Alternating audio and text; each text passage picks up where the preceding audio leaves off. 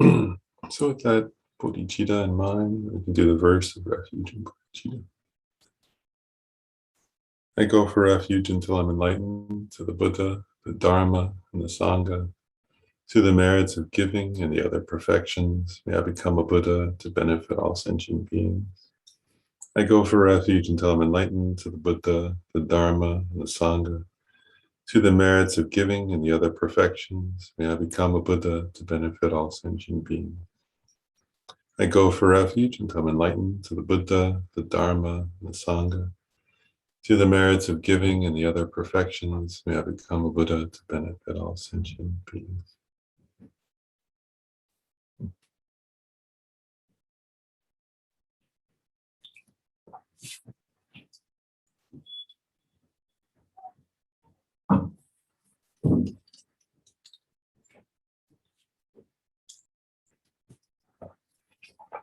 Everybody kind of knows, I think we're on the, in the presentation of Tenets by Judgment Cho Gyaltsen. I guess we made it most of the way through section 4, which is their way of asserting objects, but we're still in that section, right? It's just because you remember that every chapter, if there are in the 4 tenet systems, each chapter has the same 7 subsections, I guess, right? So one of them is number 4, which is that school's way of asserting objects, right? Objects meaning things that exist.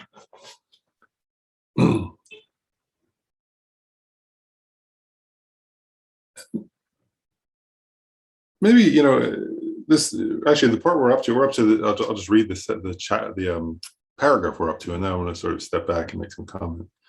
So we're up to the paragraph on page 17 where it says, the 5 sense objects, form and so forth, are produced on the basis of a substance that is an inner consciousness and depends upon the latencies of common and uncommon actions deposited upon the mind basis of all. They are not established as external objects.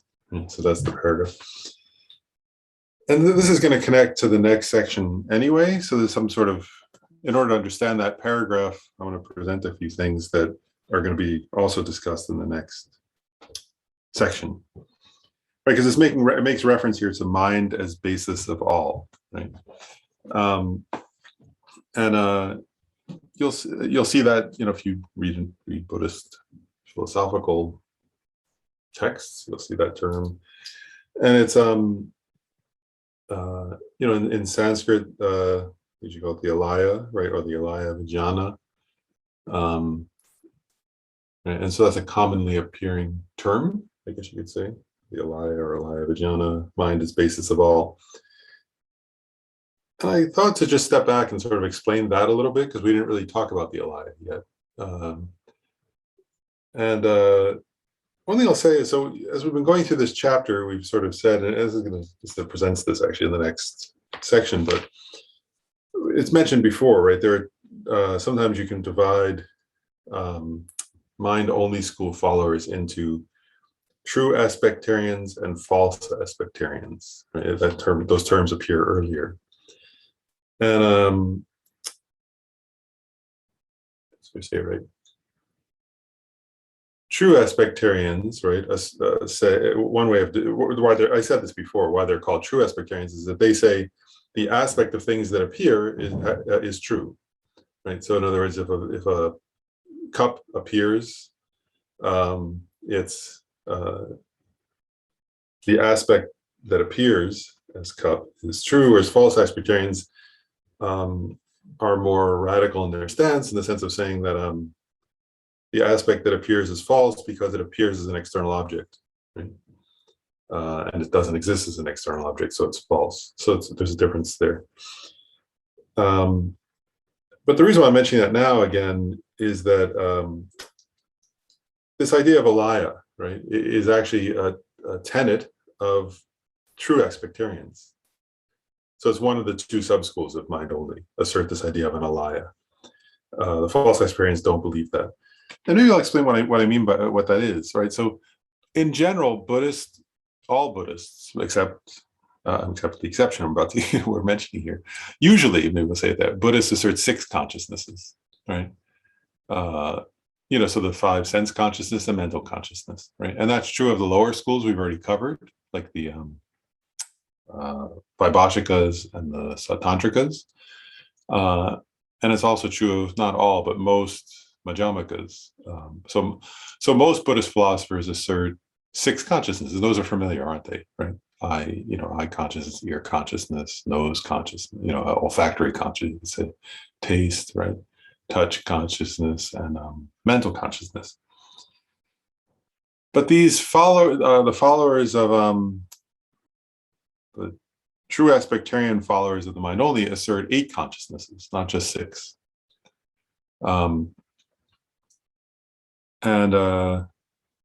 Yeah, I think it's worth talking about that a little bit, even though the text mentions it a little, and it's worth kind of explaining it a little, because otherwise it's hard to understand what this paragraph is getting at.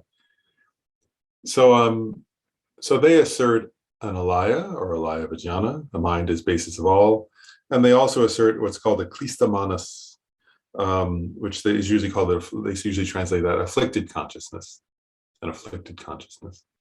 So they're kind of unique in asserting 8 consciousnesses.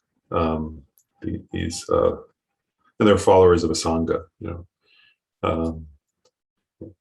won't go into too much detail about that, but okay. So I want to kind of describe this, though. It's an interesting idea, this alaya, right? And you'll see that in philosophical texts, but even in there's like some translations of the Lojong, right, where it says rest in the nature of alaya. There are some Mahamudra texts that say things like that. And so one thing is, if you see that term, you can kind of orient yourself to know this is referring to a mind-only doctrine, right? If you see the term alaya or alaya vijnana, or mind is basis of all, you can kind of know what territory you're in, right?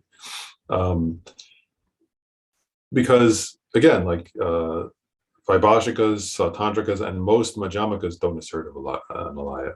The exception is there are some Madhyamikas who combine, they're called like Yogacara,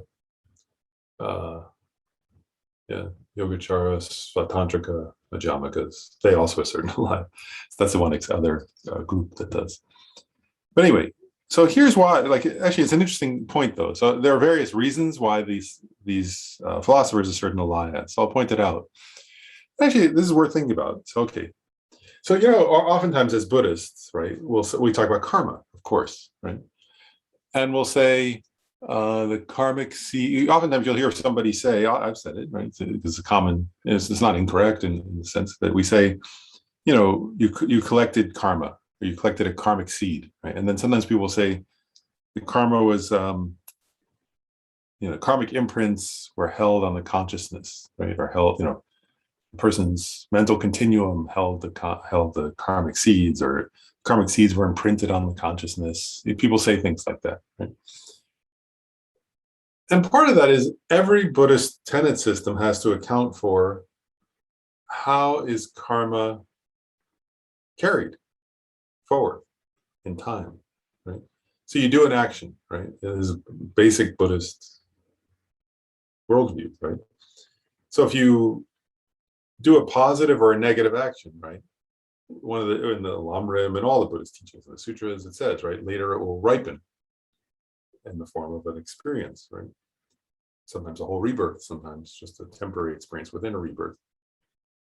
And so different Buddhist schools have different stances on, well, where is that karma held, or in what sense is it held? And so many Buddhist schools, not all, there are different stances on this. Different tenet systems have different stances on what's, but some of the Buddhist schools will say it's held on the consciousness, right? Because they would say, actually, at one point, it's hard to, because actually, if you think about it, it's hard to assert that, say, karma is held on something physical, right? Because oftentimes karma doesn't ripen in that lifetime. So if you were to say it's held by, some of the matter in your body, well, that matter doesn't go with you to your next life. So how could the karma be held there, right? So it can't be held on your brain or your, heart muscle or something like that, right? So they'll say, well, it's the consciousness that goes from life to life, so it must be held on the consciousness. So some Buddhists will say that, right? The karma is held on the consciousness, mental consciousness, right? Of the 6 consciousnesses, because it's not held on the eye consciousness or the ear consciousness, right? But then these mind-only philosophers point out something. They say, wait a second. You're saying, right, that virtuous and non-virtuous karma is held on the mental consciousness. And they would say, these philosophers would say, well, when the mind is non-virtuous, right? So let's say your mind is filled with anger. So they would say, now you're asserting that a hatred, let's say, sorry, your mind is filled with hatred, but it's holding positive karma. How can that be? Right? It's a negative mind. How can it hold a positive, virtuous karma?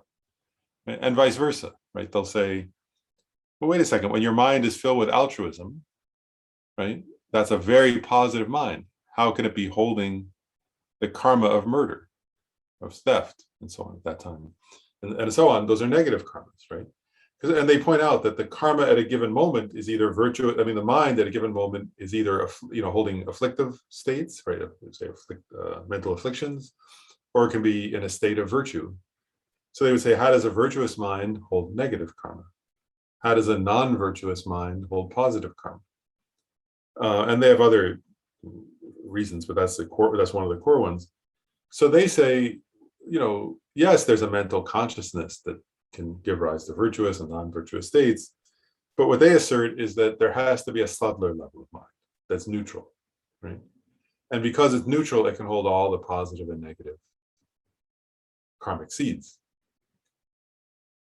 So this idea of mind as basis of all, right? That's the term in the text, is that there's this kind of neutral state of neutral consciousness. That's the seventh of the 8 consciousnesses, which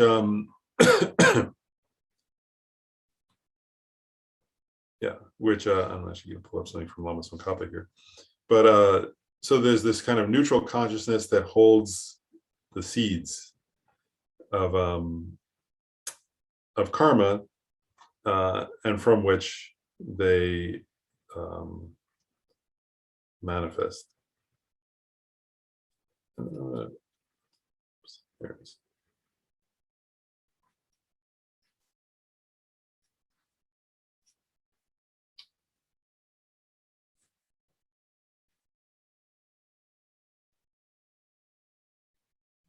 And I'm just going to read Lama Tsongkhapa. This is from Ocean of Eloquence, which is a text by Lama Tsongkhapa on mind only, in which he talks about the alaya and the alaya vijnana and the klistamanas in detail, and he sort of presents different philosophical positions. And what he points out is, he says the alaya vijnana is a basis. As a basic, I'm trying to find the actual line that I wanted to share.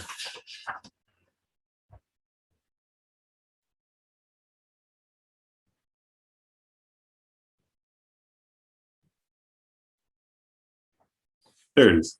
So it says here, the alaya vijnana arises as the consciousness of the appearance of objects, of the senses, and of living beings. And then he quotes, well,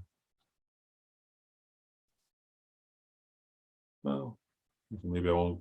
It's a long quote, so maybe I won't go through it all. But essentially, what he's saying and what they're saying is that the alaya is a kind of so it's this neutral consciousness that's the storehouse of seeds, right? And this is the important part to understand here, and that this line in the text is saying. So maybe I'll just use that. So he goes. I'll go back. It says, the 5 sense objects, forms, and so forth are produced on the basis of a substance that is an inner consciousness, in dependence upon the latencies of common and uncommon actions deposited on the mind as basis of all. They are not established as external objects. So what this is saying is that in a previous time, there were imprints or karmic seeds, say imprints, latencies, he says here, imprinted on the alaya, right, past actions. And then what this is saying is that those actions, this is the philosophical position of these philosophers, that those actions simultaneously give rise to perceiver and perceived. Right? So they give rise to an eye consciousness and the color blue, right? Or to an ear consciousness and sound, or to a nose consciousness and a smell. And one point is, one Geshe was pointing this out. It says here, right, they are not established as external objects. And one point is, it's an interesting question one Geshe was raising. He said, what does it mean to be an external object, right? So one definition would be it's a different entity from the mind, right? That something that would be an external object has to exist as a completely separate entity from the mind. And these philosophers say, all mind-only philosophers say, no, that's not the way things exist. But this Geshe points out, one of the Geshes in this commentary points out another way of getting at what does it mean to be an external object is, remember, he brings up the sutra followers, Satantrikas. And he says, remember in the Satantrika school, they say, they say if you look, I'm using eye consciousness as the example, right? They say when you look at an object, like a cup, I've used this before, right? Same cup. When you look at an object like a cup, the cup exists first, right? It exists first out there, and then your perception arises dependence upon the sense power and the eye consciousness and the external object coming together, right? And then there's a visual experience. The mind-only school is saying it doesn't exist first, right? That the consciousness of the cup and the cup arise simultaneously in dependence upon imprints upon the alaya. So I'm just pointing out those are some differences, right? So one way of saying what's an external object is an object that exists independent or separate, not independent is true, but separate from the mind, right? But another way of getting at it is it exists previous to being experienced. Right? And actually you can see, so from one, it's interesting, isn't it? If you just contemplate that, right? First of all, our intuitive sense is that, of course, we always feel like things exist externally. Mind-only philosophers would agree with that, right? And we feel for sure things exist out there.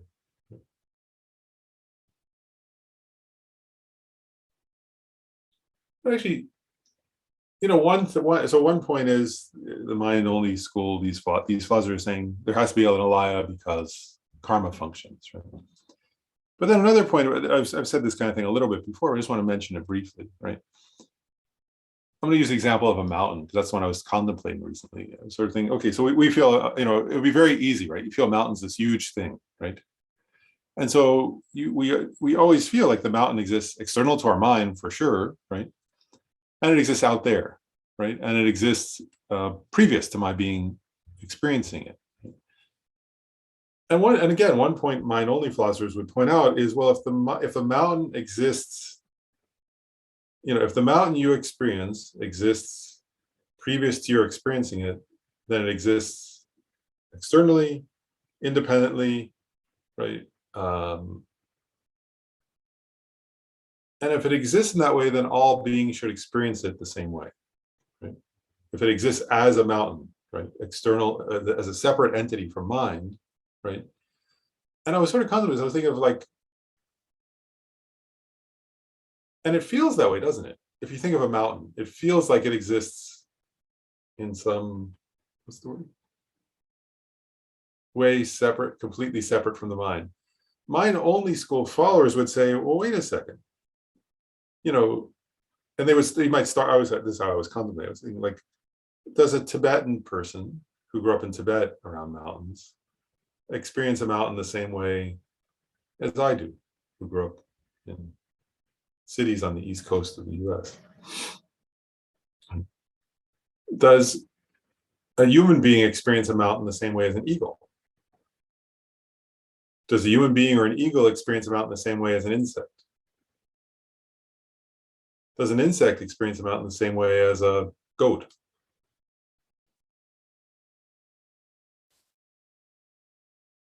And if you start to contemplate that deeply, what they start to point out is, well, why does an insect, in other words, if there was something external that actually exists as a separate entity from the mind, then why wouldn't a spider, a goat, an eagle, a person experience it the same way, right? So our experience is not, right?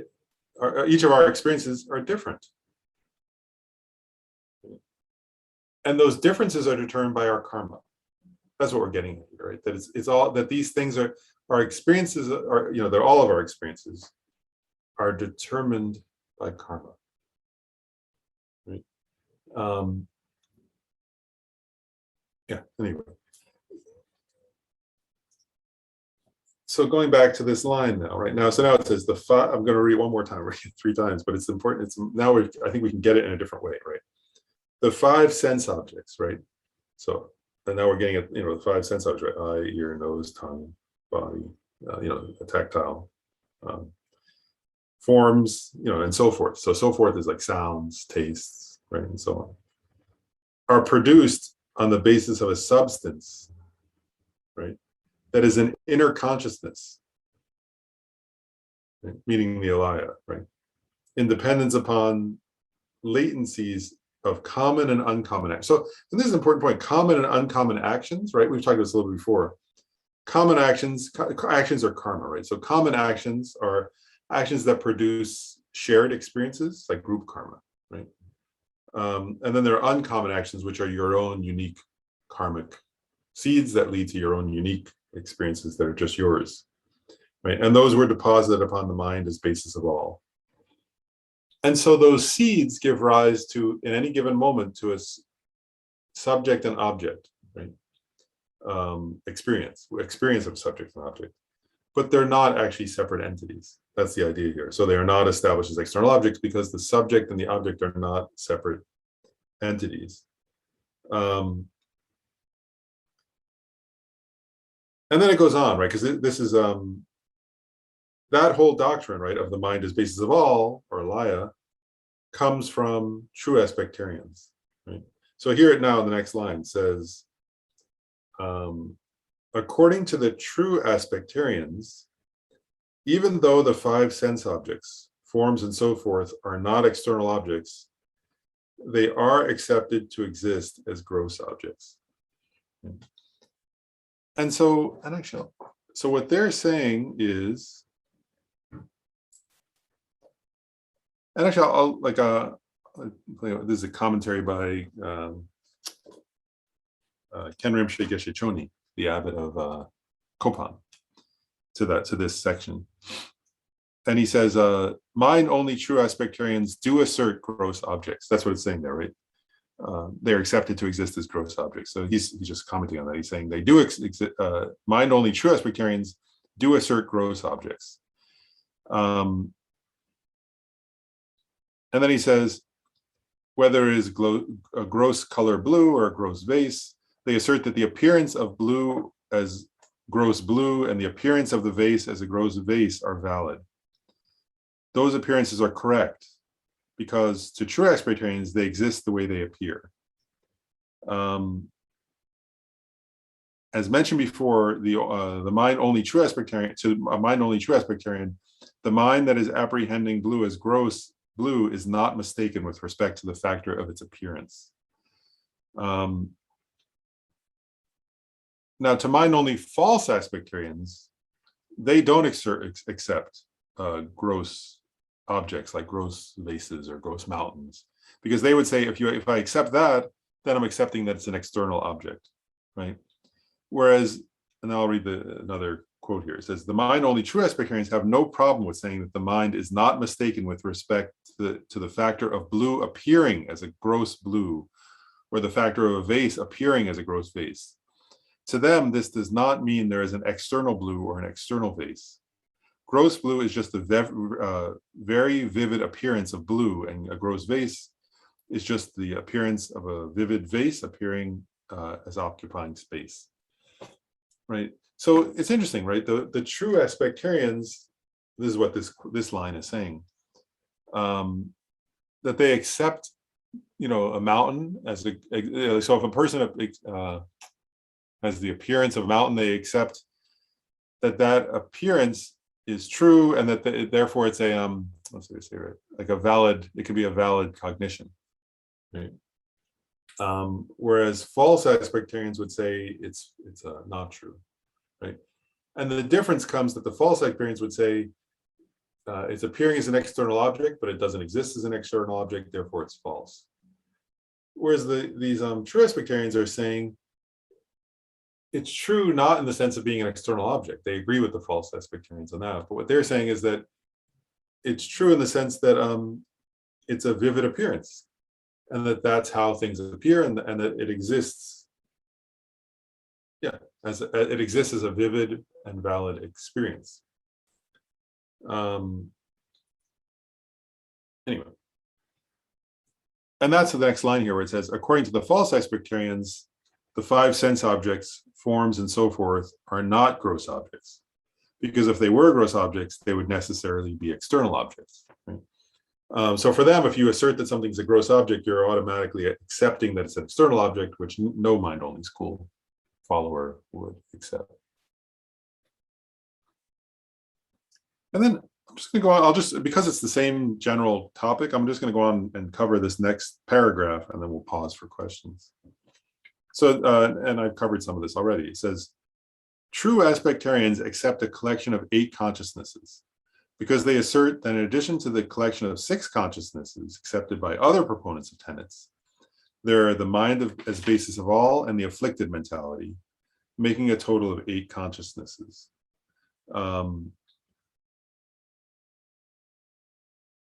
There are illustrations of both a mind as basis of all and afflicted mentality. The consciousness that is an object different from the collection of the 6 consciousnesses, and that does not depend upon a sense power, which is its own empowering condition, is asserted to be the mind as basis of all. Does that make sense? Oh, actually, I'll keep going. The consciousness that observes the mind as basis of all, its observed object, and apprehends it in the aspect of being a self-sufficient, substantially existent I, is asserted to be the afflicted mentality. The mind as basis of all is asserted to be an illustration of the person, that is the support of actions, karma, and their results. So here, this one paragraph is really getting at a humongous philosophical topic, right, of mind-only school. And actually, because in some ways I was thinking about this, some of the core teachings of probably the most important teachings to remember, because I know people aren't going to remember everything from this topic. But I want to say, actually, if you're going to remember like a few things, one would be from last session, the 3 natures, right? Remember last session we covered the 3 natures according to the mind-only school.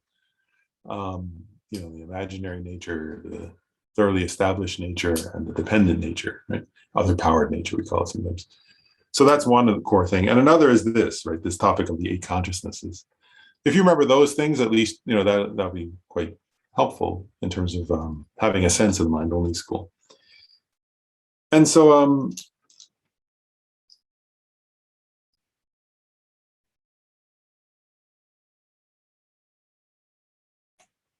just pulling up something here and see if it's right.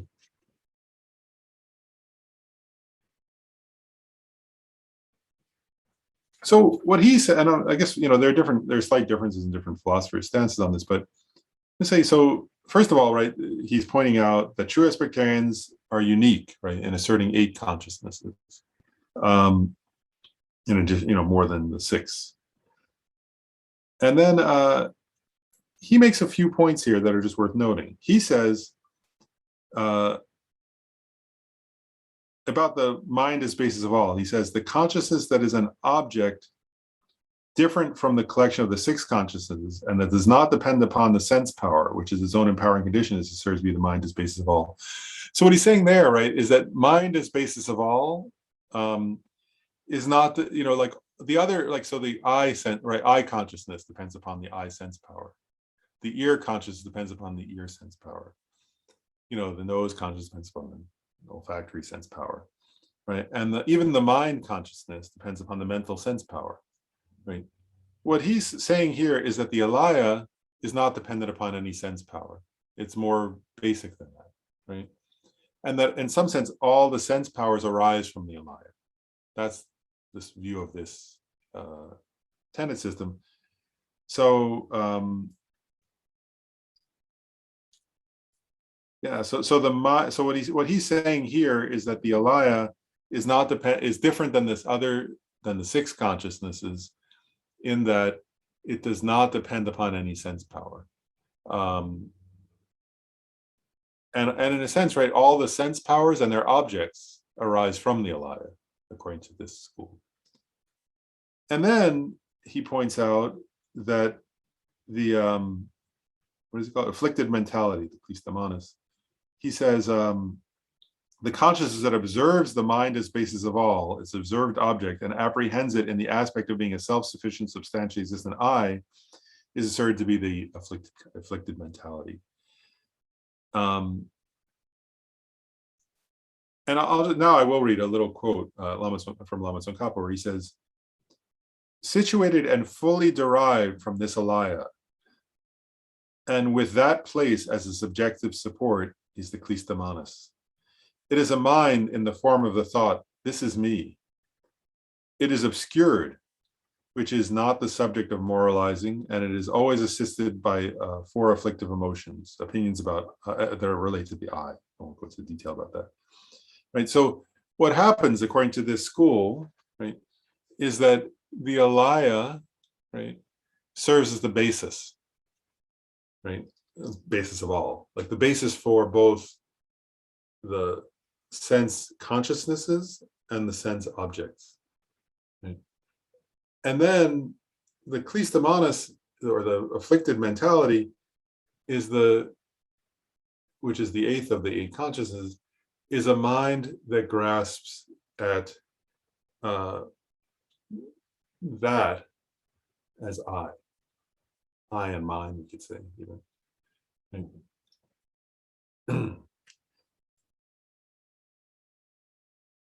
And they point out, right, that you would say, right, that afflicted mentality, right, all sentient beings have that, right, as long as you're not liberated, right, and that from their perspective, when you realize, right, because it's as Justin Chogi Yeltsin says, it's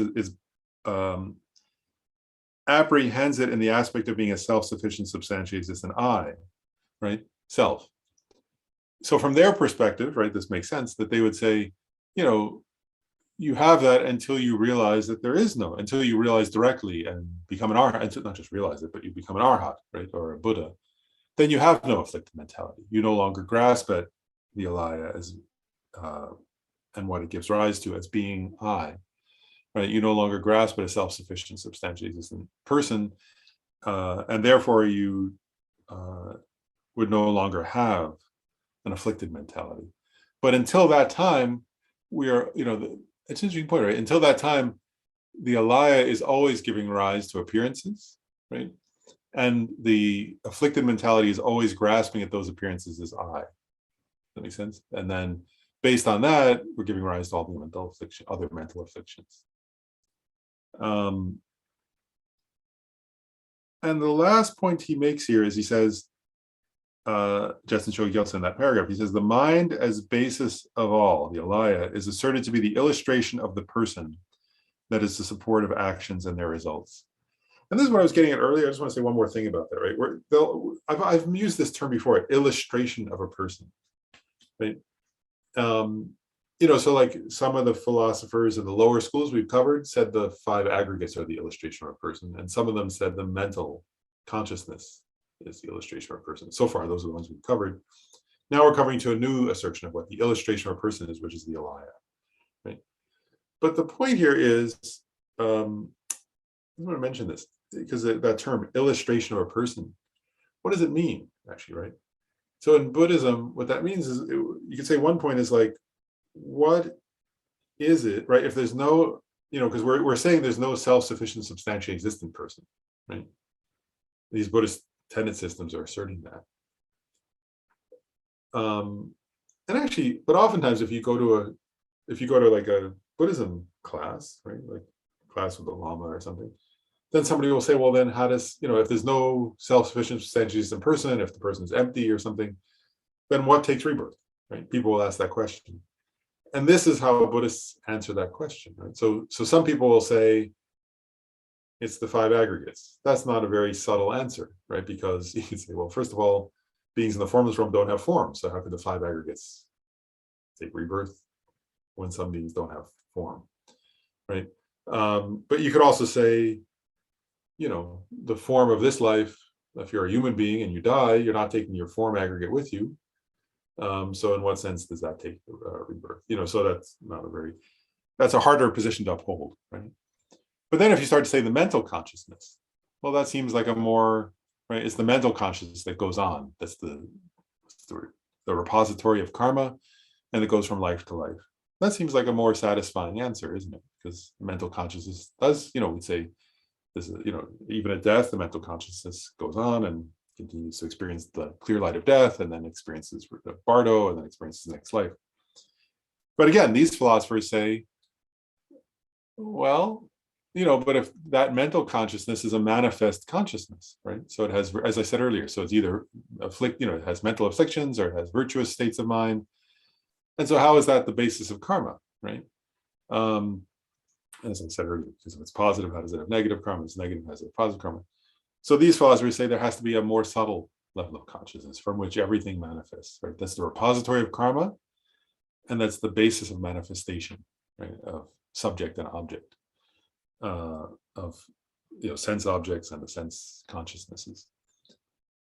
And so they assert this alaya, and then they say that's the illustration of a person. That's what, and it's interesting now. It's kind of funny, isn't it? To say goes from life to life would be a kind of, that's English, right? It would be a kind of odd way to describe it, wouldn't it? Though, because it's not like you're going. Going implies something external, doesn't it? I'm going from this life over to that life. Like today I'm going to drive from here to Maryland or something, right? It implies going spatially. So it might be more accurate to say, the alaya is that from which one life and another life manifest, right? Or appear, that the appearance of lifetimes arises from the alaya. It might be a more accurate way of describing that, actually, right? Because I think going from life to life implies kind of external spatiality, which is not what mind-only followers would say, but that it's the repository of karma, and it's the basis for appearances in a given life, but also the appearances of many lifetimes, right? Of all lifetimes is the alaya, according to this tenet system.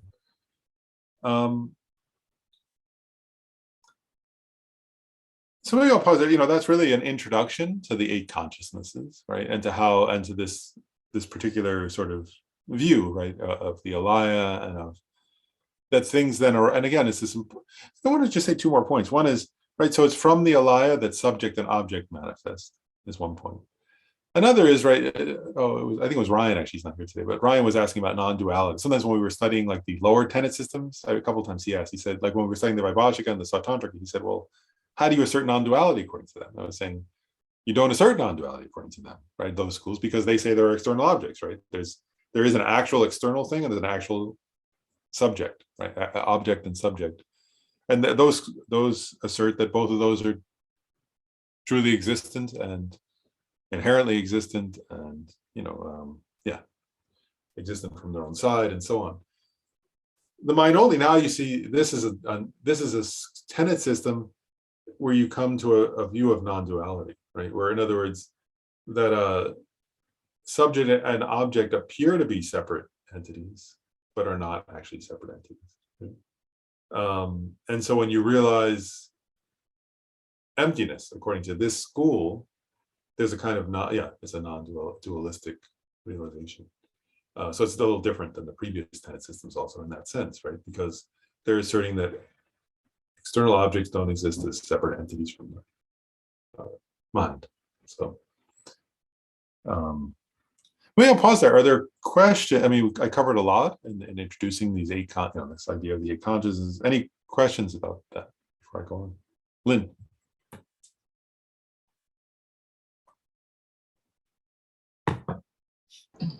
Okay. So if I understand what you said, or what this is saying, is alaya is a neutral consciousness which holds the seeds of karma. Yep. And in turn, that's what determines our experiences. The karma in this sort of neutral holder, or whatever. Yep, that's right. Okay. And that's called here mind basis of all. Yeah, so that would be, a mind as basis of all would just be a translation into English of this term alaya vijnana.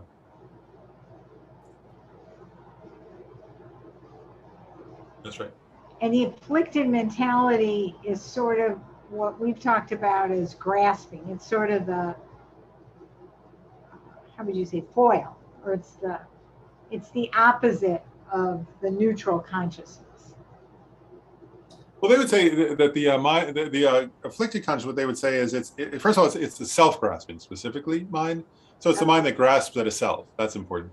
And it grasps at the, as he says here, I'll actually go back to the quote. He says, I find the exact line here. Oops. So he says here, the consciousness that observes the alaya, or the mind as basis of all, and apprehends it in the aspect of being an I, right? So there is, so you can say it that way. The afflicted consciousness is the consciousness that looks at the alaya and grasps it as a truly exist, as a self-sufficient, substantially existent I. That's one way of putting it. Yeah, so so it's a mind of self-grasping specifically. So it's not all, because then the other grasp, like the mental consciousness, grasps at desire, for example, like I want this and I want that. But so the afflicted consciousness specifically grasps at a self.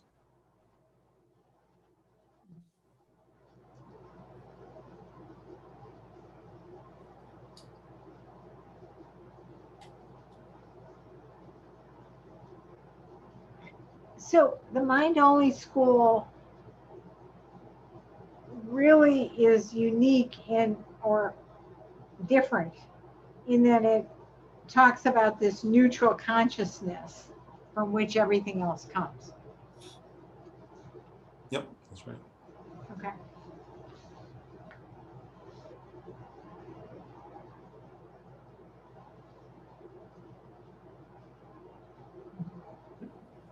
And Sujata has her hand up too.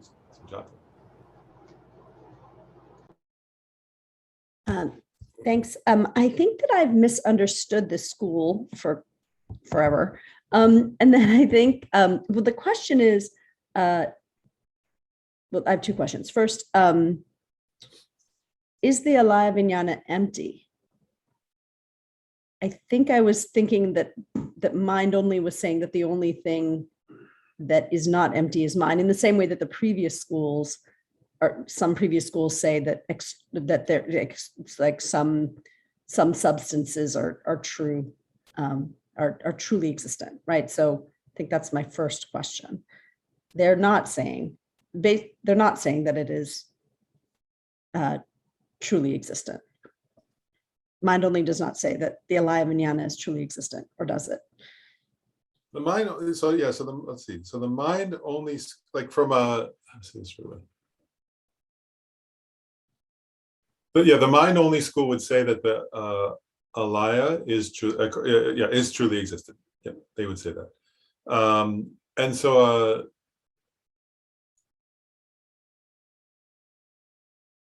I'm trying to pause. Yeah, no, for sure they would say that. So yeah, so from this, from Lama Tsongkhapa's perspective, the mind only school would assert that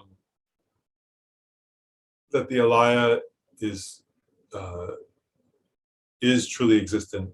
And if you think about it this way, like from this school's perspective, go back to your question about empty, right? From this school's perspective, there are two meanings of emptiness, right? So one meaning of, actually, I'll say it this way. Like this school asserts, first of all, that there is no self-sufficient, substantially existent person, right?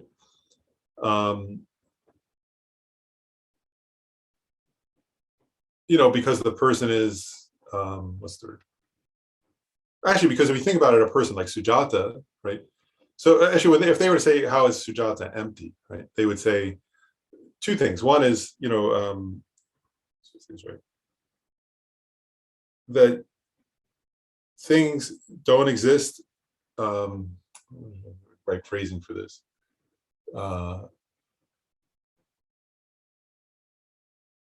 Although things exist as the basis for being labeled, they don't exist. Right. I'm trying to think right. They have a certain phrasing for this. I just want to say. Actually, let me look it up because I want to say it the exact right way because we're trying to differentiate.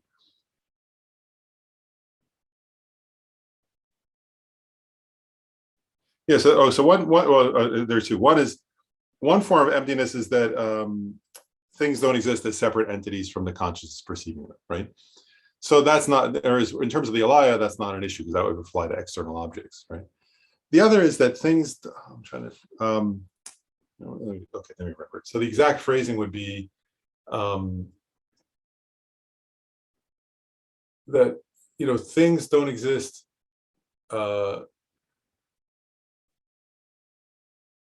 you could say from their own side as the basis for their labels. That's one way of putting it. That's a nice way to put it. So like, and that's where, so our label for things, like our labels and our concepts about things are labels and concepts, and the things in and of themselves don't exist naturally as the basis for those labels of language, right? And that's another form of emptiness, right? And so it's an interesting point, like, so if you were to ask, it's kind of an interesting question. That's interesting. I've never read this raised, but it's an interesting point to make. So I'll just I'm reflecting myself on that. So if you were to ask, does the alaya exist from its own side in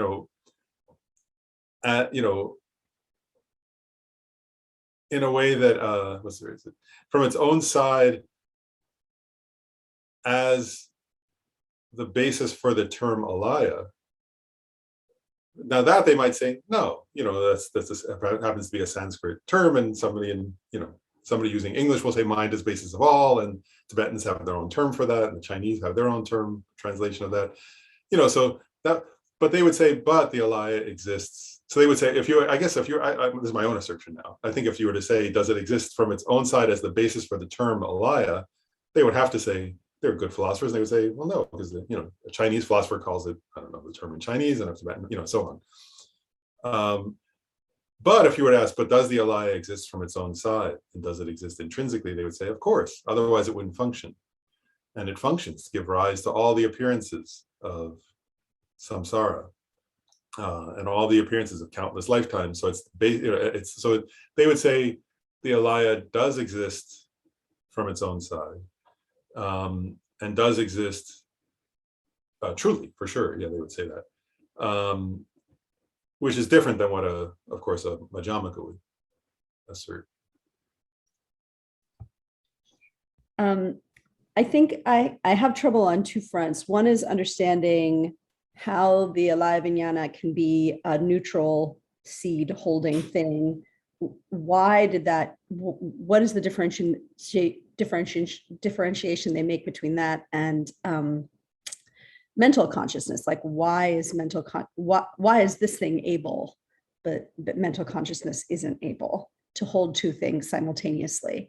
I think that's my one question that always arises when I try to imagine this school. And then the other thing is, how is mind only, and this might be going down a rabbit hole that we don't want to go down, but how is mind only any different from like the most subtle Hindu Vedanta thinking?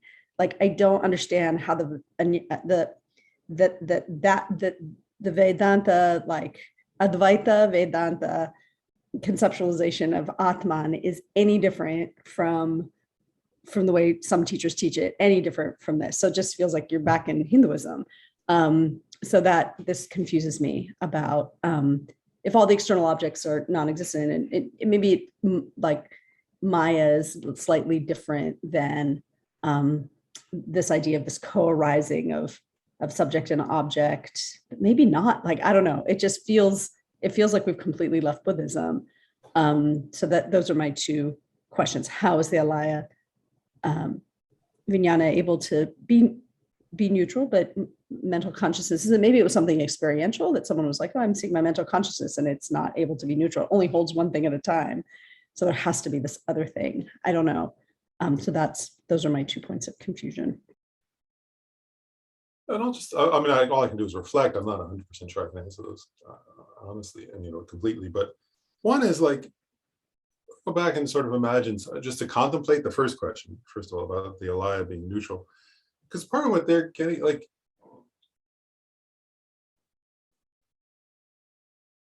actually, I want to give an example. I don't know what, for some reason it's a little odd, but it's making me think of my Aunt Becky. So I'll just think of her. uh, who was she was my grandfather's aunt, so she was my great great aunt. But the reason why I thought of her is she had a lot of I loved her, and she had a lot of mental afflictions. And she was the reason I'm thinking of her is this: is if I think of her, right, she was very kind to me when I was a child. She died when I was a teenager or something, but she was very kind to me as a child, and I can remember her kindness.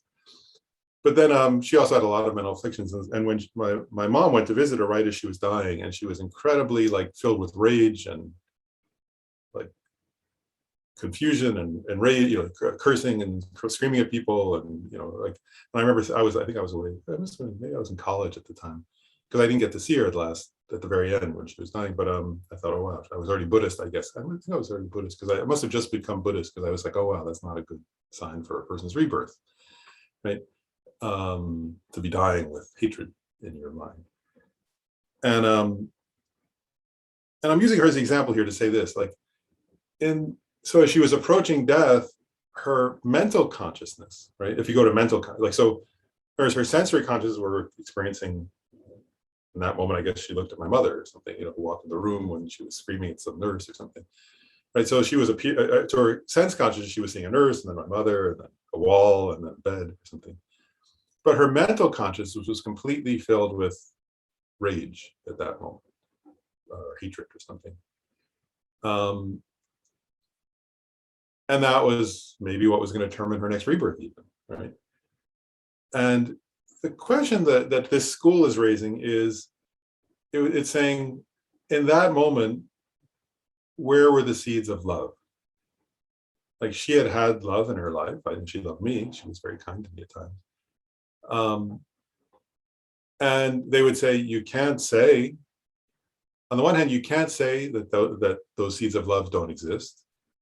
She could, there were actual actions of love, right? And then they would say, but how could those seeds of love, if you look at her actual experience of her mental consciousness in that moment, it was hate, right? Or it was rage, I don't know which, something like that.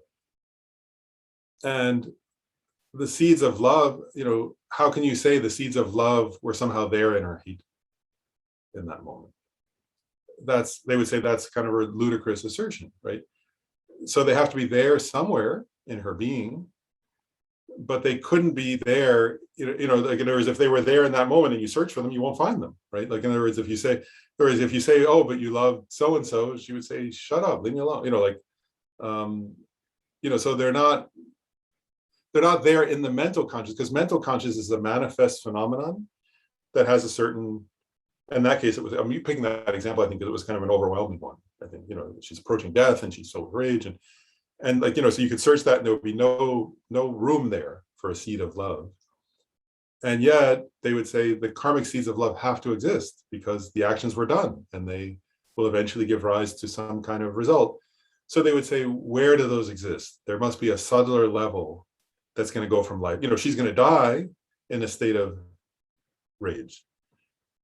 But so does that rage erase all the love she's ever felt or acted upon? And they would say, no, it can't, right? So there has to be some other more subtle level of being in which the seeds of that love exist so that they can manifest in a future life. And so that's kind of, I'm just using that as an example. So that they would look at situations like that. I'm thinking of my own story, but they would look at, like, real situations of people, and they would say, or the same thing, right? You could say the opposite, right? If somebody was like a horrible murderer, terrible person who had abused people and treated people terribly, and then at the moment of death, they had a very virtuous mind, right? That'd be good. They would take a good rebirth. But these philosophers would say, well, where are the seeds of their wishing to kill? It's not erased by a moment of love. They were fortunate that a moment of love came at the time of death, or altruism or something. But those seeds have to exist somewhere, and they're not manifest, and you can't find them in the mental conscious. Because you say mental conscious is something we're aware of, right? So the person can be aware, oh, I'm feeling faith, or I'm feeling love, or I'm feeling. But those other seeds have to be there. Where do they exist? They have to exist on some subtler, neutral level of being of that being. And so they label that, the Sanskrit term alaya vijnana. So I think they're getting at that that's part of what they're getting at there. And then in terms of your other point, I will say that, like, I'm not an expert at all in Vedanta or Advaita philosophy. So, but I'll make one point because I've seen it many times in the writings of Lama Tsongkhapa and of Gyaltsab Je and Kidrup Je, something, which is they really go to a great deal of trouble in their writings, Tsongkhapa particularly, because just before Tsongkhapa's time, there were Tibetan philosophers who asserted, who had kind of created, I guess, according to Tsongkhapa at least, the philosophical view of other emptiness, right? And so then Tsongkhapa's stance in Tibetan, in that language, Tsongkhapa's stance on emptiness is self-emptiness, right? That things are empty of self-nature, whereas other emptiness, and Tsongkhapa, to kind of simplify it, Tsongkhapa makes this point. He says there are some Tibetans who assert that that emptiness is a kind of ultimate, truly existent thing that's empty of all conventionalities, right? And he actually says that's a Hindu philosophy. That's not a Buddhist philosophy. And Tsongkhapa says, and actually he, in his teachings on the mind-only school, he says we have to differentiate. That is not what mind-only is asserting. In other words, and he says some philosophers interpret mind-only school as if this sort of alaya is this kind of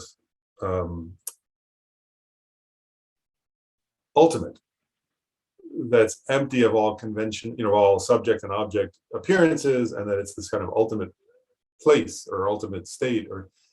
And so a few points that, Tsongkhapa, one is he says that's incorrect. That's not the mind only. He actually says the mind only, he makes a big point where he says the mind only school's philosophy is profound and is Buddhist and is sort of the marvelous teaching of the Buddha and of a Sangha. And he actually kind of says, whereas this other view isn't Buddhist at all, and no Buddhist should accept it, is his stance on that. At least the way, at least the way he's describing other emptiness, he says, is completely incorrect from a Buddhist perspective. And I'll say a couple different points. One is, so the alaya itself is not, while it's truly, according to the mind-only school, it is truly existent, it's not an ultimate truth. So it's not the ultimate truth according to the mind-only school. The mind-only school stance is ultimate truths are emptinesses, or selflessnesses, and so it's not an ultimate truth, is one point.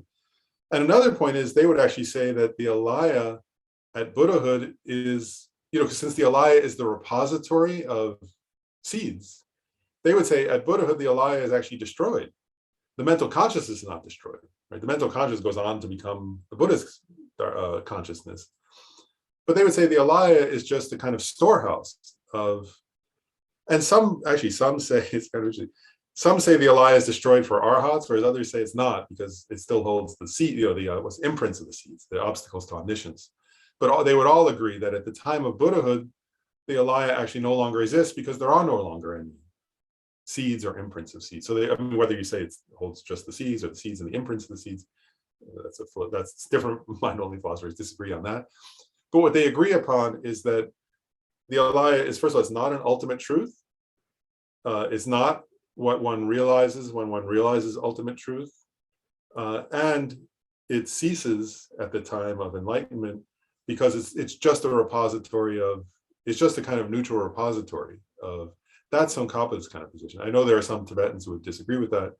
But so Tsongkhapa's position would be that, so therefore it's not some kind of ultimate, it's not, and it's not a creator in the sense of, it's a, it's not a creator of things, and it's not an ultimate truth, and it's not the final object realized in meditative absorption. What's realized in the meditative absorption is an emptiness, which is the lack of, that things are empty of being separate entities from the conscious perceiving them, or things are empty of being from their own side the basis of labels and words, or the self as a person, right? That things lack a self-sufficient, substantially existent person. So it's not the ultimate truth is an important differentiation also. Does that get it? The question you were raising? It helps. It gets me a lot closer. I think now I've shifted my question over to whether or not the mind-only school considers mental consciousness to be existent. So it's alaya is serving some purpose. Alaya Vijnana is serving some purpose along the way. At Buddhahood, it gets extinguished, right? Then it's definitely not Atman. Like I get that at this point. Yeah.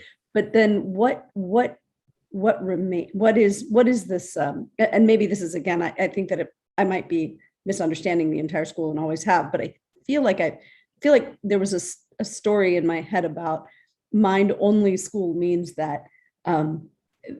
That something is truly existent in related to mental consciousness, possibly, or I don't know. This is my confusion about school. Well, one thing I guess I will say one other point. One thing we have to differentiate, just to help you, and then I'll sort of go on to that. But I think it's an important point is that in the mind-only school, it really is. And so Kappa says this too. It's important to differentiate, and Gelugpa philosophers point this out. That when understanding the mind-only school, it's very important to differentiate in general. Truly existent is not a synonym for ultimate truth or ultimately existent, or ultimate truth. Let's put it that way. So truly existent is not the same as it. So from this school's perspective, like for true aspectarians, for example, a vase or a cup is truly existent, but it's not an ultimate truth, right? And actually, if you think of it in terms of the three natures. Remember I was saying last time, there's three natures. So there's from this school's perspective, imaginary natures are not truly existent. I think that's true. But from this school's perspective, there are two other kinds of natures, right? One is other powered natures, and the other is thoroughly established natures. And I guess the important point I was going to raise is that from this school, from mind-only's perspective, other powered natures are truly existent, and thoroughly established natures are also truly existent. But what's important is that thoroughly established natures are ultimate truths, and they're emptinesses. Whereas dependent natures in this school's stance are truly existent, but they're not ultimate truths, if that makes sense. And and so like a cup, a chair, a table, and a mental consciousness would all be dependent, other powered natures, according to this school. So an other powered nature, the mental consciousness would be an other powered nature, therefore it's truly existent, but it's other powered and it's not an ultimate truth. So that's an important point. I'm not sure, that doesn't fully answer your question, but it might help as you contemplate. So think of it in terms of the three natures, yeah. And then Varahi, you had a question. She was next. Yeah, I actually have a different question, but just to clarify what was just said. When you say an ultimate truth, are you saying meaning that you can find it upon analysis? You're not using that word in terms of meaning emptiness. You're saying that upon analysis you could find it? No. So here I'm saying truly existent would be. Let me differentiate. What I'm saying, ultimate truth in this school, I'm referring to the thoroughly established. Right now, I was referring to the thoroughly established natures. Okay. And so those would be emptinesses. Okay. Yeah. Okay. Yeah. So if ultimate truth in this school, I was saying, would be thoroughly established natures, which are emptinesses. And all I was saying was that so those are ultimate truths in the sense that they're. You can say also they're things realized by a reasoning consciousness, realizing the ultimate. They're thoroughly established natures, and they're also truly existent. But according to this school, dependent natures are not ultimate truths, right? But they're also truly existent. But that was just differentiating that. Okay. My question is, you previously had said, like, for example, the ear consciousness and the sound, they arise simultaneously. due to imprints from previous experiences, correct? Yep. But then where is the initial occurrence happening? Like, for example, you can keep going back, but then there must have been something that gave rise to the experience. In other words, if they're arising simultaneously due to imprints from previous experience, then I know you could keep going back with this and an endless regression, but isn't there a previous experience that would imply an external object that gave rise to that? Oh, I see. Yeah, no, according to the mind only, if you think about it from the mind, I think, tell me if this answers your question, but from the mind, the mind only school actually would agree with Madhyamikas on one, or other Buddhists also in general on this, which is that,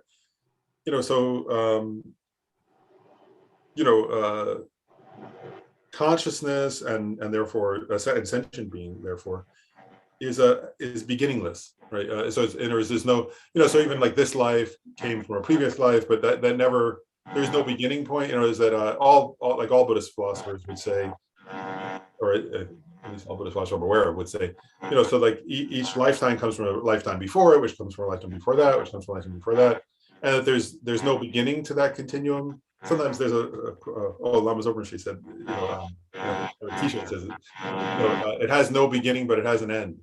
Because the end of samsara would be enlightenment, but that samsara has no beginning. So from this school's perspective, like, you could say, let's just use example. I mean, we could up, but even a whole lifetime.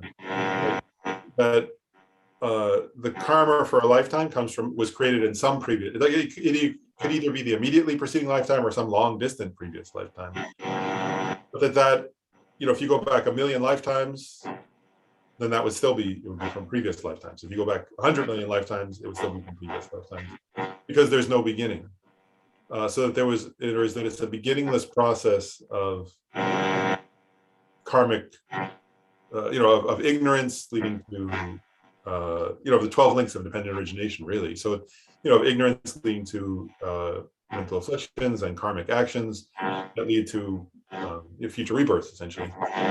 They would say that's just, if the further you trace it back, you would just find another previous appearance and previous life with its own appearances and its own motivations that led to its own actions, and therefore and then those actions led to future. Did that answer your question? I'm not sure. Sort of, because I understand the beginningless stuff, but I don't get it, like how the imprint, when we say an imprint's coming from a previous experience, that wouldn't imply something external. That's what I'm having trouble with. No.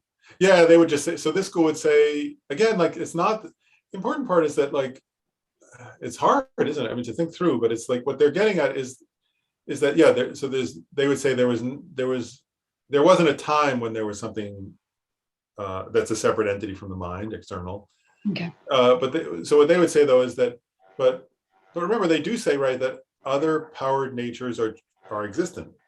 Okay. So in previous lives, if you're a true expectarian, I'm going to stay with the true expectarians because they're the ones who assert alaya.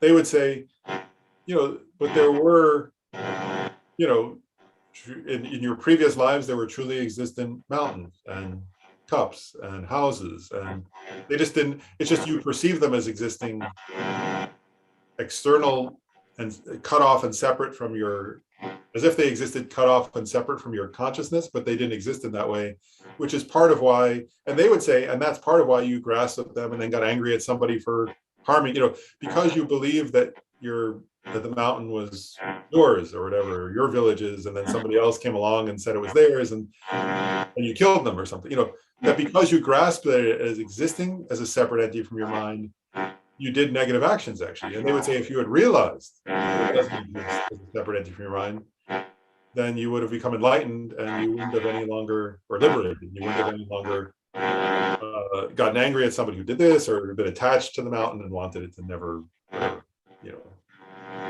Or it wouldn't even imply that I would have asked the question in the first place, because I wouldn't have the imprint to grasp. I that makes sense. Yeah, that makes sense. Yeah, so they would say that things did truly exist, but that we grasp them as existing externally is part of how we gave rise to samsara, actually. And that actually was an imprint in and of itself. Yeah, yeah. Thank you. And then Paul had the question or comment. Yeah. Oh, you're still muted.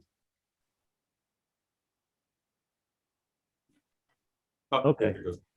All right. Well, I also have a quick thought on your Aunt Becky.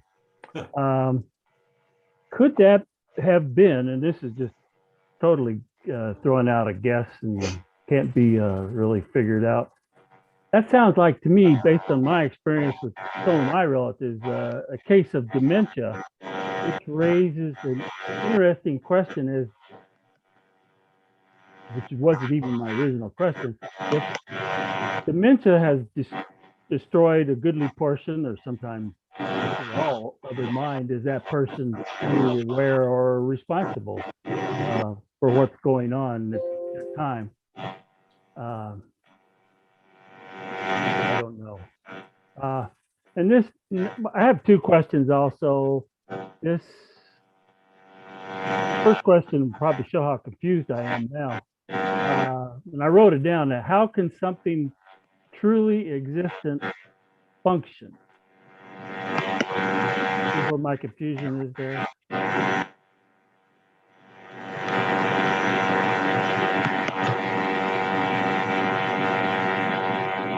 I think it's a great, should I answer that one first, or? Yes, please. One thing I think that's really very profound in that question, and I want to note it for everybody because I think it's a really very profound thing, is that and oftentimes like Prasangika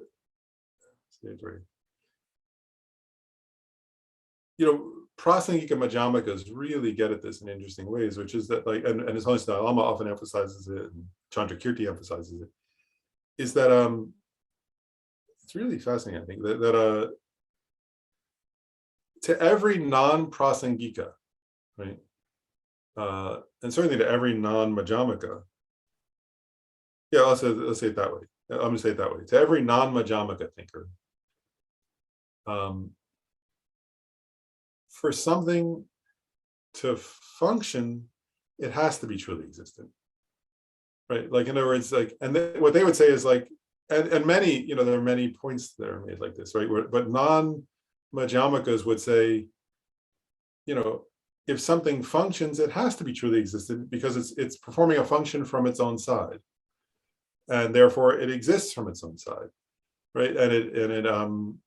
And they give the example that, they often give examples. They'll say like,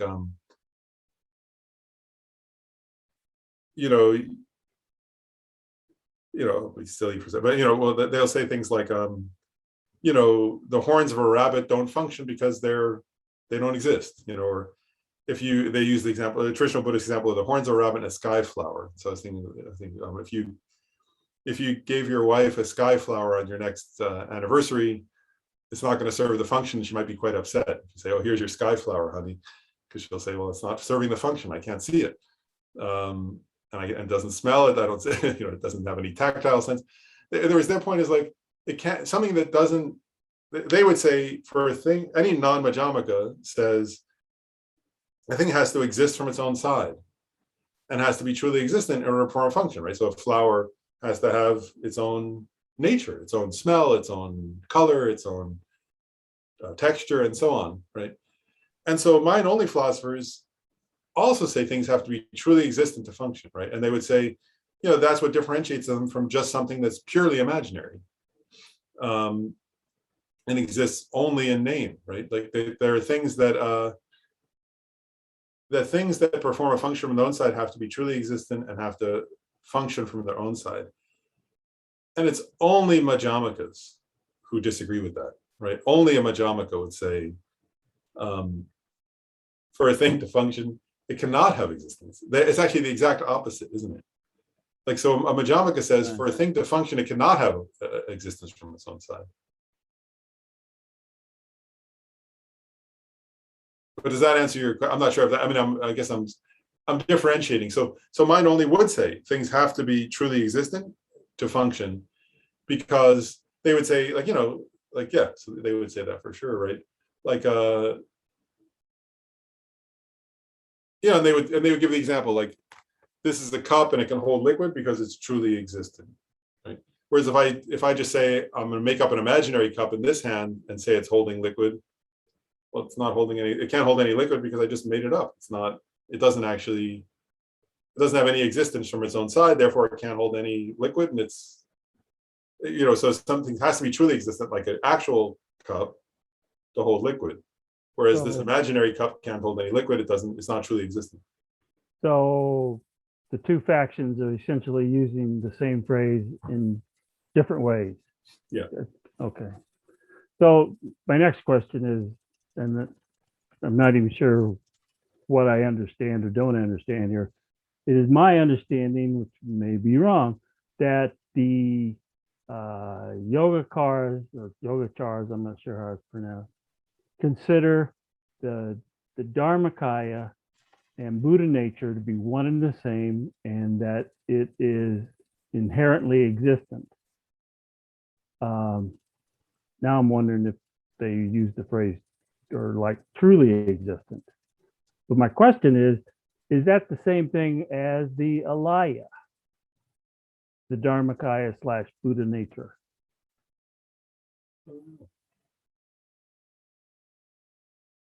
Or do I just misunderstand and this question is silly?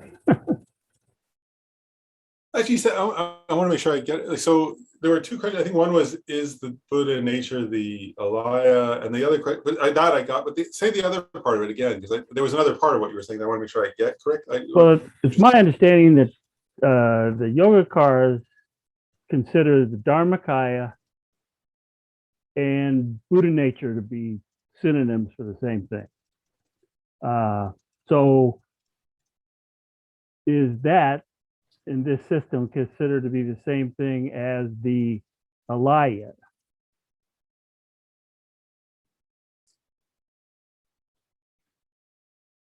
Oh, okay, now I get it. So this one's subtle, I think, because part of I think what you're getting at is, and this is again subtle stuff, but is it, I would call this a doctrinal difference between different schools of Tibetan Buddhism in part. So it's quite complicated in a way. Like, because, like, so for example, your point that Buddha nature as a synonym for Dharmakaya, right? That was one point you made. I believe so. Which is asserted by some Tibetan Buddhists. So I think you're right in that, but not by Tsongkhapa. In other words, so like, and actually I was just reading, for example, Gyaltsabje, who was Tsongkhapa's heir, right? He was the first, after Tsongkhapa, he was the first person to hold the Ganden throne of Tsongkhapa. I was reading his commentary on Buddha nature, and what he says is, he actually says other Tibetan, he acknowledges that. He says some Tibetans have this view that the Dharmakaya is a synonym, like you just said, for the Buddha nature. So he acknowledges that some Tibetans assert that. But then he says that he, meaning he and Tsongkhapa, disagree with that stance. And what he says actually is, I just read the other day where he was saying Gyaltsabje's position is basically like, he says, he makes this point, it is Gyaltsabje, I can't remember the exact phrasing or wording he uses, but he basically says what's I say, right? He says, like, essentially a complete fool has Buddha nature. And then he says, whereas the Dharma, and then the Dharmakaya is an omniscient, right, wisdom consciousness. And then he says, so if I were to say Buddha nature is a synonym for the Dharmakaya, then I would have to say a fool is omniscient. And then he says, that's not a tenable position. He says, nobody can, you can't say a foolish person is also omniscient. That's not a reasonable position. So he says, therefore, and then, so he makes this point. He says that a foolish person has Buddha nature, which can eventually become the Dharmakaya. And he says, but it's not the Dharmakaya. Well, they also use the phrase impure and pure Dharmakaya. Impure being Dharmakaya with adventitious stuff, and below that is the pure Dharmakaya, which is and they actually call it the Buddha, which I think they mean each person's enlightened capability, but they view it as inherently existent. So that's always been interesting. I mean, like it's like two people arguing that we can't really see what the basis of either argument is. So it's kind of like watching your parents argue. That's funny. But yeah, no, so I do think though that there's what's useful to reflect on there, I just think is that it really is, there are, I mean, I think it's very, that's why I'm starting to get, I think you're making a good point, which is it's very subtle. Like in other words, you know, Gyaltsab, when he's talking about that, is sort of, obviously he's defining the terms in a certain way, right? He's defining Dharmakaya as the way it's usually defined, as a resultant state of a Buddha's wisdom consciousness, which you're right, like sometimes somebody from, like, so there are some Kagyu and Nyingma teachers who will use the term Dharmakaya, but then you have to say, well, wait a second, are they using it the way Gyaltsab is using the term or not, right?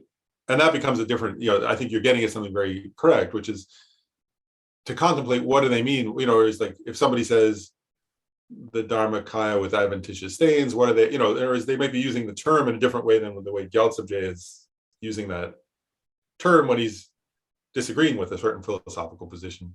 Right. So I think you're right that it's a subtle, then it becomes a very subtle distinction.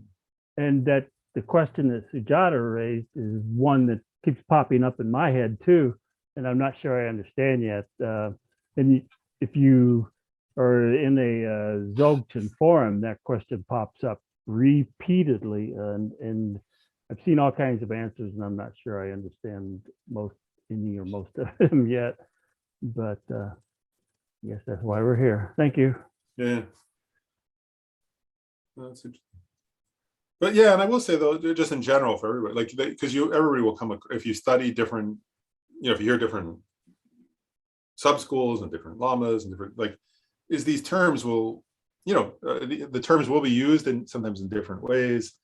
But I will say that clearly, like, so just to be very clear, like the, you know, the way I'm using the terms is the way the Gelugpa, you know, that's why I mean it's you know, I was quoting just there, Gyaltsab, but Jetsun Chogi Gyaltsen, of course, is from Sarah Monastery. So I'm using the terms the way Gelugpa scholars use them, I guess, as best I can. I mean, it's slight inaccuracies, but I think I'm close to what they're saying. You know, and I will say this though, like one point is that, this is my own opinion now, that one of the strengths in a way of these Gelugpa philosophers, and different other philosophers also have their strengths, but one of the strengths of these philosophers is a very sort of clear, consistent use of the terms, and therefore to make it, and many people point this out, that one of the strengths of Tsongkhapa is this very sort of coherent presentation. I mean, using the terms in very precise ways in order to create a very coherent understanding, in a way, of how these things are related. And then, but then it becomes different. There's sometimes you have to be prepared to know this. If somebody else is going to use the term, to then pause and go, wait, what do they mean by the term? Are they using it the same way or not? It becomes an important question, because sometimes they're being used in some way, and sometimes terms can be used in different ways. And that's true. Actually, I've noticed that I mean, that's true even in different texts. You know, so you know, so we have to kind of pause and go, how is this term being used here, to make sure we're accurately getting that, because it can be otherwise we can get confused. I found that myself, I get confused sometimes about it.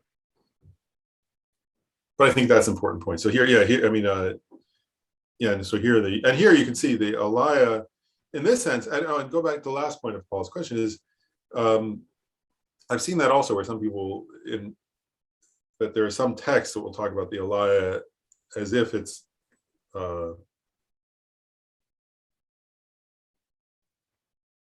you know, the way Paul mentioned, but you can see here, like in the Gelugpa presentation, the alaya ceases at the time of Buddhahood, right? Like in other words, because it's a repository. I said that in response to Sujata's question, that what Gelug philosophers would say is if the alaya is the repository of karmic seeds and perhaps also the imprints of karma, right? The subtle obstacles to omniscience, then all of those cease at Buddhahood. So the alaya ceases for sure at Buddhahood. For some it ceases. Some philosophers would say it ceases at arhatship, but they would all agree that it ceases by the time one's a Buddha, that there is no longer an alaya because there's no karma to hold, at that point. So that's the word, position that would be asserted. All right, thanks. Yeah. Other questions or comments before still a few minutes. Let's see. So we left, I'll just say one more point here. Okay, so and you get this point out. So the mind is basis of all is asserted to be the illustration of the person that we covered. And then it says false aspectarians assert a collection of 6 consciousnesses and consciousnesses, right? So you got that. So there is that whole thing of the 8 consciousnesses is just the true aspectarian mind only. Right? And then he's pointing out that's not true of all mind only philosophers. And then he says false aspectarians assert a collection of 6 consciousnesses and posit the mere mental consciousness to be illustration of the person that is the support of actions and their results.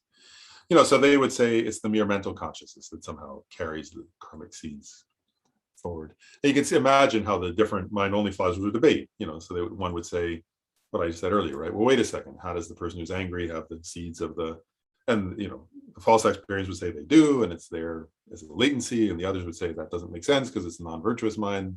How can it carry virtue? Therefore, it has to have the alaya. So they would disagree on that point.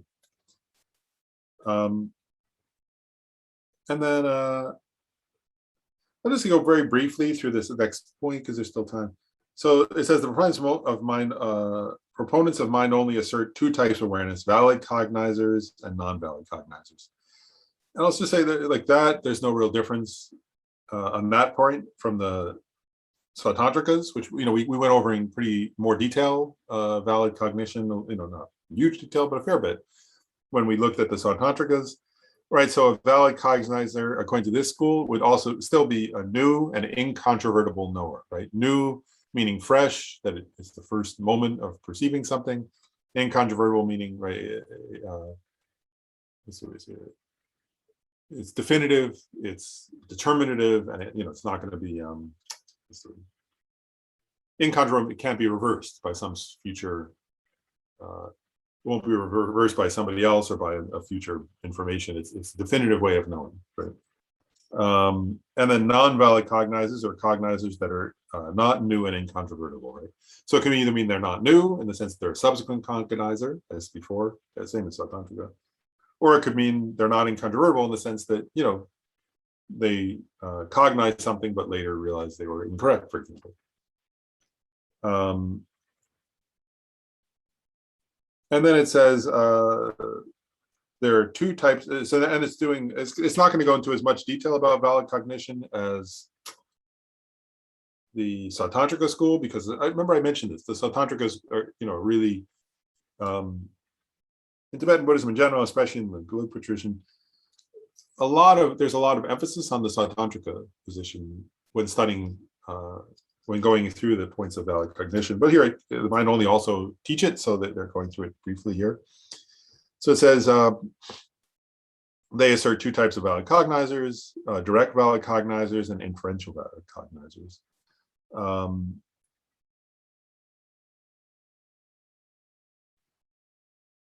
And then it's going to say, and now this is important. So, and that's the same, again, as the Sautantrikas. And then the next sentence says, there are 4 types of direct perceivers. So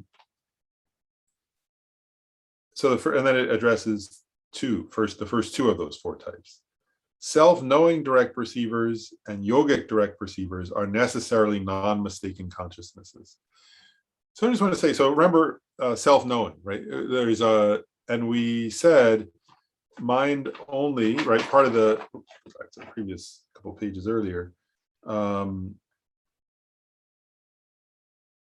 The definition of mind only, right? The definition of a proponent of mind only is a person propounding great vehicle tenets who does not accept external objects, but does assert truly established self-knowers. So part of the point being, mind only followers do assert self-knowers, right? And remember, like that we covered self-knowers in the lower tenet systems as well. So here what they're saying is a self-knowing direct perceiver is non-mistaken, right? And what that means, actually, what is a self-knower? Remember, like, so it's an interesting point, right? Like, a self-knower is how we remember. Remember that? Do you remember that? You have to have a self-knower if you remember according to the school. But a self-knower, I just want to point this out, like a self-knower, it's saying here is non-mistaken, right? Because it's the self-knower perceives that you perceived something, right? So even if what you perceived is incorrect, the self-knower can be non-mistaken, right? Does that make sense? Like, so if you say, wow, I perceived, the car as existing externally, right? The perception of the car existing externally is incorrect according to the school, right? It doesn't exist external to the mind. But that I perceived it that way is correct. It's true. I did perceive it that way, right? So self-knowers are non-mistaken in the sense that they accurately perceive that you perceived something, right? Or that you thought something, or that you, whatever, that you had a certain experience, right? Even if the experience wasn't valid or was mistaken in some way in terms of its consciousness, they're just perceiving that you had that experience, so they're non-mistaken. And then yogic direct perceivers are non-mistaken because they're yogic direct perceivers. They're what's there to say, right?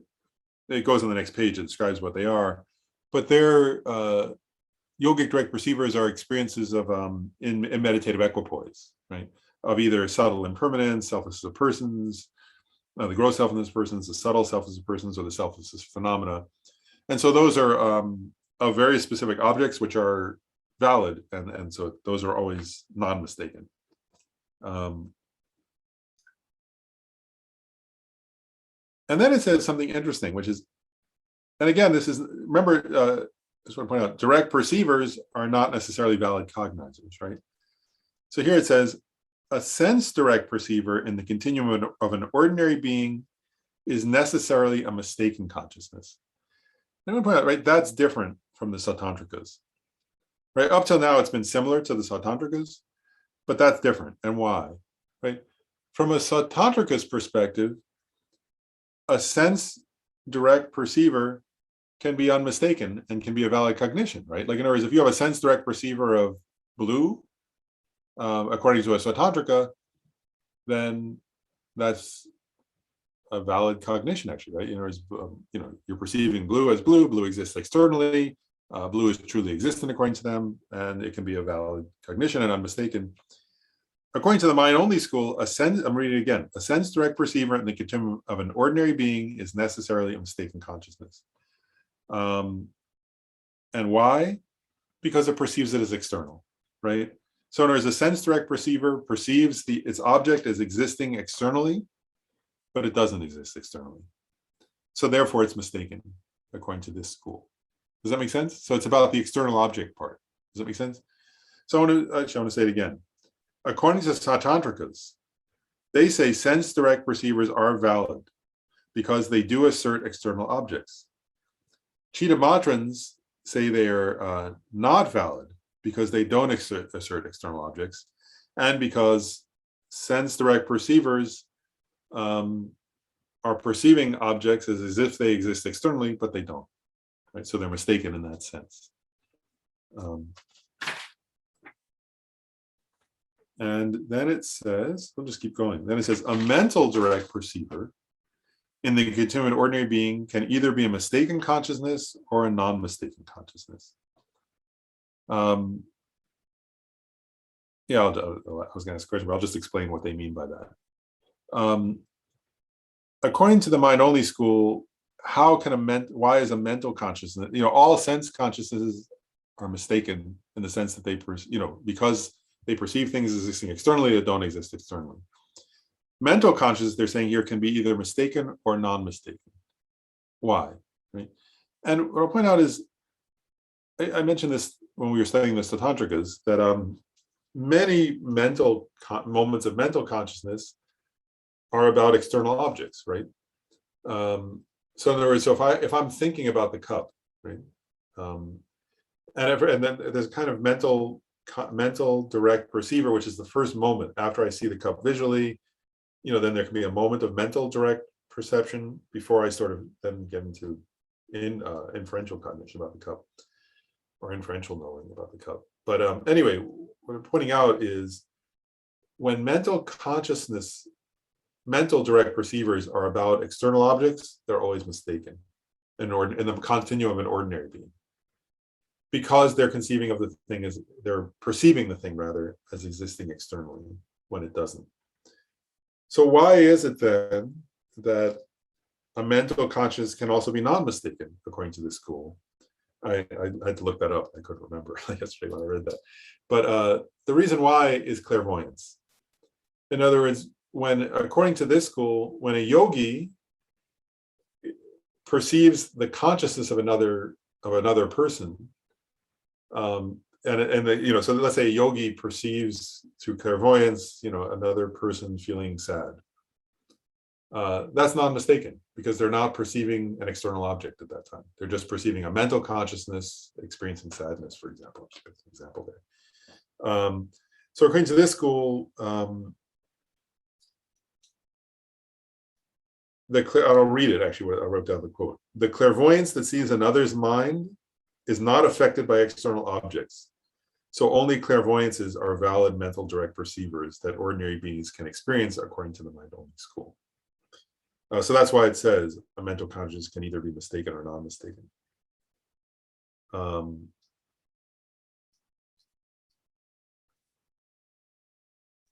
Yeah, still a little time. Maybe I'll just say one more. I'll do one more paragraph and then pause again for questions.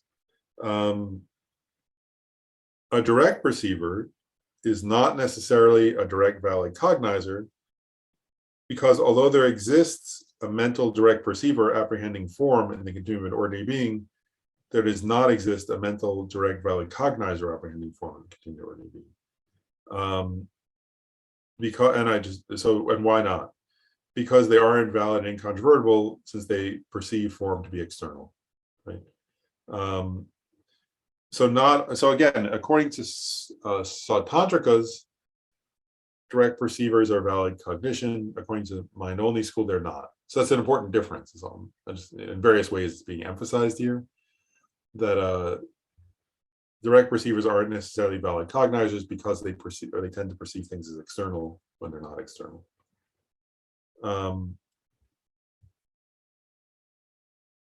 I will read this one more paragraph here, and then I'll pause, actually, because we'll stop before the yogic direct perceivers.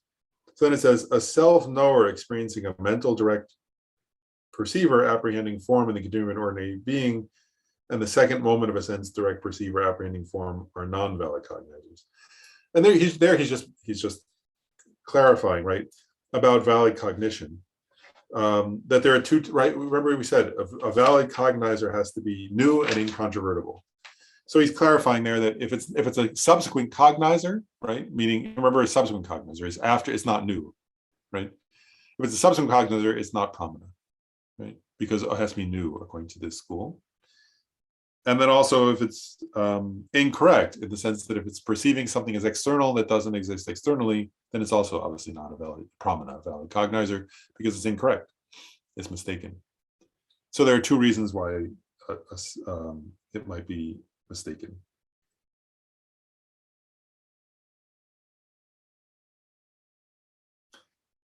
Let me pause there and ask, before we, because we just have a couple minutes, are there any more questions? We've covered a lot in today, and I want to emphasize some of these other ones. I know you're not going to remember all the details, but I think again the important parts for today are if you can grasp a little bit and sort of have some sense of the 8 consciousnesses.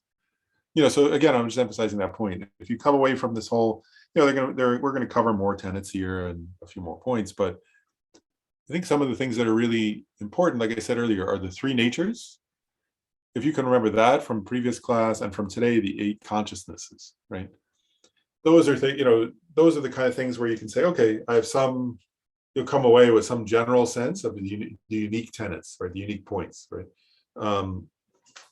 Of this school that are worth remembering and that will help you when you study other scriptures or read texts, or, you'll come across terms like alaya or 3 natures, and you'll be able to go, oh, okay, I know what that is, and that's this, and that's what it means, and they're also a guide to helping you reflect on the meaning of this point.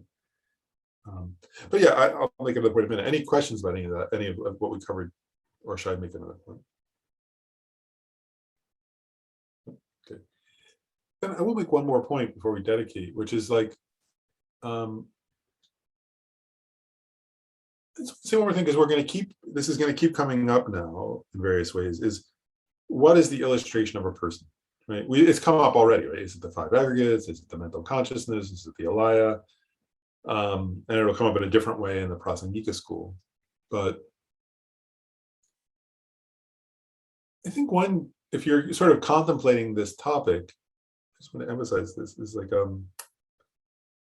this question of the alaya, right, as a sort of basis for karma, and how, what goes from life to life. How does karma function? Is a core question that I guess my point is, Chandrakirti says, true aspectarian Chitamatrans say there is an alaya. Chandrakirti would say there is no such thing as an alaya. And you can come to your own conclusion about that. But what I think is particularly useful is to use this as a basis for really contemplating more deeply, how does karma function, right? And these are subtle questions, and I'll say anything on the point. Tsongkhapa says, and the Dalai Lama says this too oftentimes, but what's difficult actually is to assert emptiness in a way that's congruent with dependent arising, right, and with the functioning of karma. That's difficult, right? Whereas if you just want to negate, if you were just to negate, that's actually not so hard to understand, right? If you were just to say, is there, a substantially existent, self-sufficient self, and how do I refute that? That in and of itself is not that difficult. But what's difficult is to come to what they sometimes call a harmony, right? A harmony of dependent arising and emptiness, or a harmony of functionality and emptiness. I just want to say, I think, and one thing that's fascinating is if you look at, say, this eight consciousness model, it really presents a view where one can go, oh wow, I can see how what they're saying. In other words, if you think about it deeply, you can go, oh wow, they're asserting that there are thoroughly established natures, which are emptinesses, but still things function, right, because of karma. And I think one point I'll make is even though the mind-only school is not an easy school to understand, and it's subtle, right, and there are many, we're starting to get into it, there are many philosophical points. It's actually a little easier to understand the harmony of or is to understand the harmony of dependent arising and emptiness according to the Prasangika is an especially challenging, right? The Dalai Lama points it out, Tsongkhapa points it out, many philosophers have pointed it out. And so I guess all I'm just pointing out is one can use these reflections to kind of go, well, why did these philosophers assert an alaya? What's the value of asserting an alaya, right? And remember that, last thing I'll say is this, remember that Nagarjuna taught, they say what they call Nagarjuna and Sangha the two trailblazers, right? Because Nagarjuna trailblazed and sort of opened a philosophical system. I mean, the Buddha ultimately did it, but Nagarjuna in India sort of began this sort of a school of thought that was called a separate sort of school of thought called Madhyamaka. And Asanga came later, right? And sort of emphasized the mind only and this eight consciousness model. He emphasized that later on.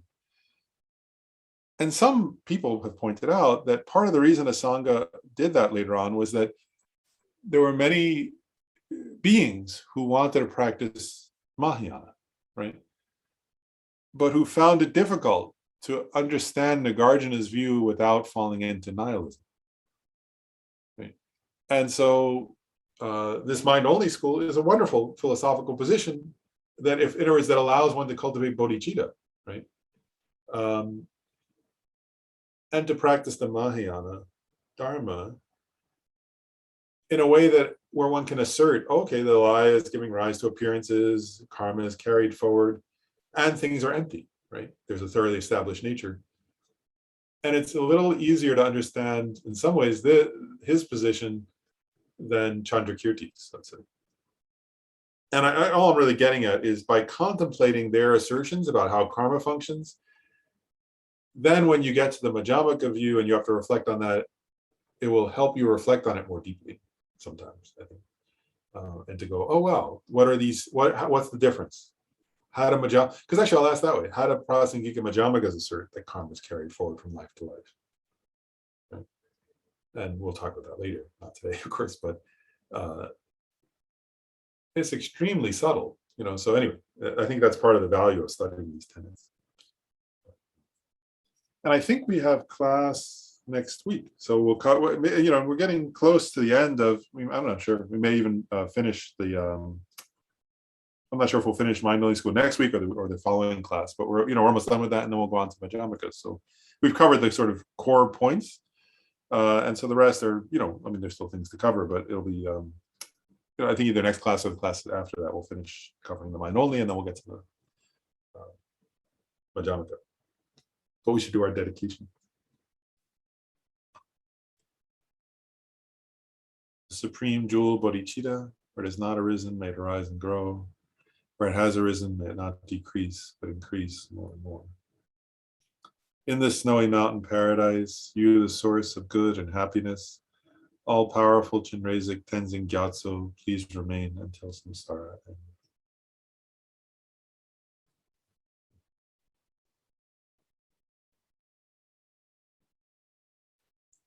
Well, thanks, everybody. Thank you. Hope you have a good week. Thanks, Dr. Thanks so Lauren. much. Bye. Have a good week, everyone. You too.